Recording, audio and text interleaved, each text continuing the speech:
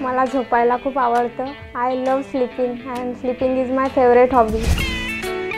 मी 12 तास पण झोपू शकते. मला झोपेत बऱ्याचदा असं स्वप्न पडतात का माझा रिझल्ट लागला आहे आणि मी फेल होणार आहे आता. पण असं होतं का त्याच्याच 2-3 दिवसानंतर माझा रिझल्ट लागतो आणि एखाद मार्काने असं होतं का माझा पेपर निघून जातो, म्हणजे माझं स्वप्न खोटं ठरतं.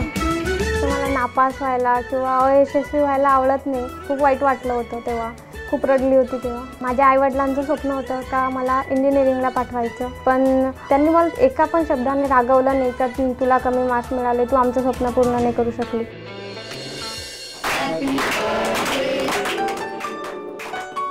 माझ्या परिवारात माझे आई बाबा, माझे 2 मोठे भाऊ, 2 वहिनी आणि मी माझ्या परिवारातील सर्वात लहान सदस्य आहे आणि मी माझ्या परिवाराची लाडली आहे.